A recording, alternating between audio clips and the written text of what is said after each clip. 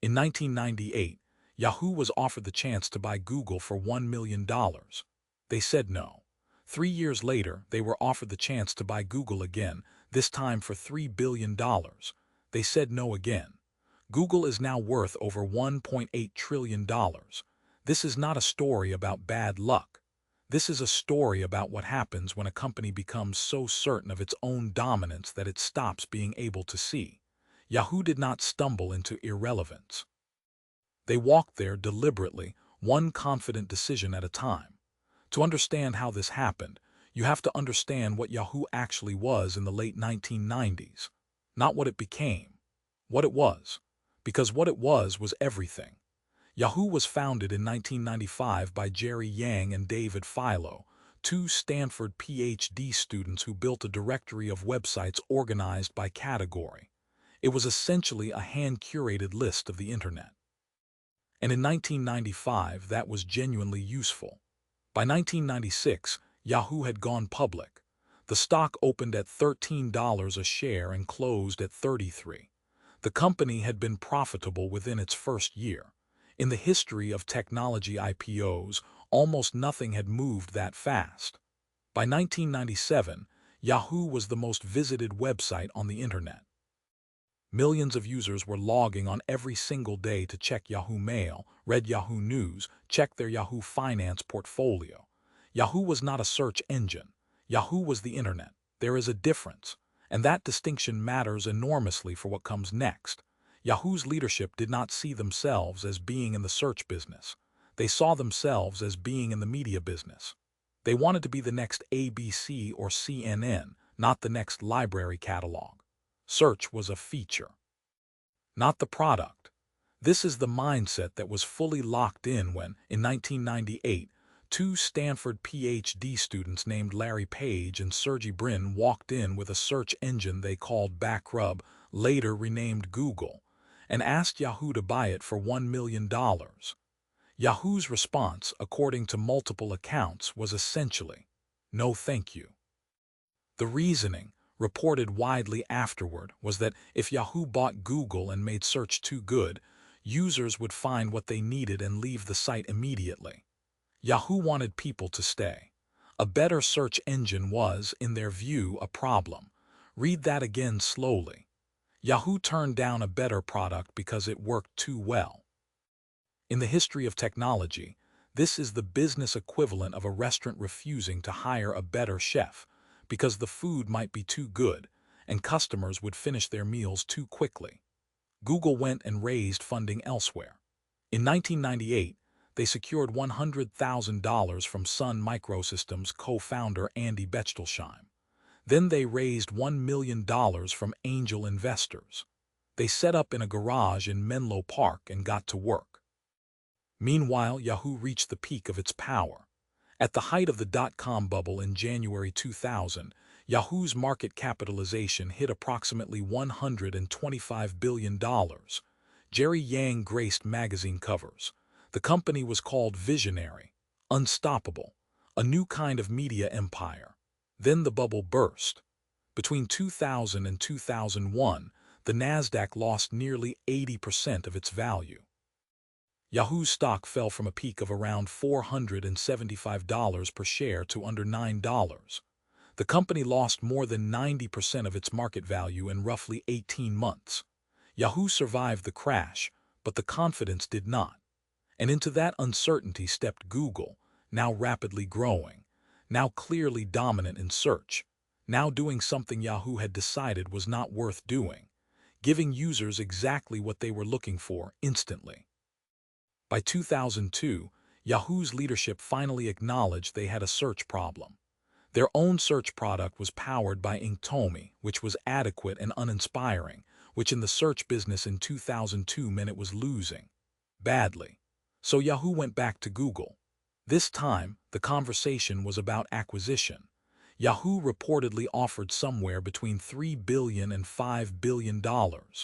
Google's founders, by this point, had a clear sense of what they had built.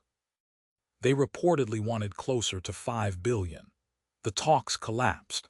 The exact details of what broke down the 2002 talks have been disputed and recharacterized over the years. What is not disputed is the outcome.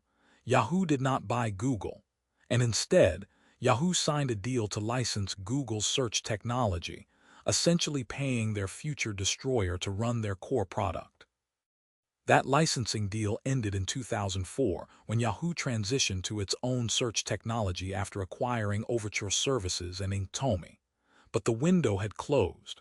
Google had used the time and Yahoo's own traffic to refine its product, build its brand, and launch AdWords, the advertising model that would generate over $200 billion in cumulative revenue over the next 2 decades. Yahoo tried to compete. They hired aggressively. They acquired companies Flickr in 2005, Dell, ICO, us others. They had talent. They had users. In 2006, Yahoo still had an estimated 400 million registered users worldwide. By any conventional measure, they were still a major company, but search revenue was migrating to Google at a pace Yahoo could not reverse. By 2006, Google's annual revenue was $10.6 billion. Yahoo's was $6.4 billion. 3 years earlier, they had been roughly comparable. The gap was now structural, not cyclical. In 2008, Microsoft offered to buy Yahoo for $44.6 billion, a 49% premium over Yahoo's then-current share price. The offer was unsolicited. It was also, in retrospect, the most generous thing anyone would ever offer Yahoo again. Yahoo's board, led by Jerry Yang, rejected the offer. Yang reportedly believed Yahoo was worth more. He countered with a demand for approximately $53 billion. Microsoft walked away. Yahoo's shareholders were furious. Activist investors circled. Jerry Yang resigned as CEO by year's end. The board approved the rejection of the Microsoft bid. Of course they did. They had approved everything else. What followed was a decade of slow, painful decline punctuated by expensive experiments and leadership chaos. Yahoo went through 6 CEOs between 2007 and 2017. 6, including Carol Bartz, who was fired by phone in 2011 and publicly disclosed this fact herself. Including Scott Thompson, who resigned after it was revealed his resume contained a computer science degree he did not have. Marissa Mayer arrived in 2012 with genuine fanfare, a Google executive with a pedigree, a vision, and a mandate to turn the company around. Yahoo's stock rose on the news. She acquired Tumblr in 2013 for $1.1 billion, declaring that Yahoo would not screw it up. Yahoo sold Tumblr in 2019 for an estimated $3 million. In 2016, Verizon purchased Yahoo's core internet business for $4.48 billion, a company that had once been worth $125 billion. The brand was eventually renamed Altaba, then dissolved. Yahoo as an independent operating company ceased to exist. For context, the $1 million Yahoo was asked to pay for Google in 1998 is, adjusted for what Google became, the single worst financial decision in the history of the technology industry. Not arguably, mathematically. So what is the actual lesson here? Not the simplified version, not the bumper sticker. The lesson is this: Yahoo's fatal error was not missing Google. It was misidentifying what business it was in. When you believe you are a media company, search is a feature you outsource. When you believe you are a utility, something people depend on to access information, search is everything. Yahoo chose the more glamorous identity. The internet chose the more useful one. Every company that has ever said that is not our core business, while watching a competitor build that business into a monopoly, is reading from the same script Yahoo wrote. The names change. The outcome rarely does. If you want to understand how Microsoft nearly made the same mistake with mobile, or how Blockbuster was offered the chance to buy Netflix for $50 million and laughed them out of the room, subscribe. There are more hidden empires waiting.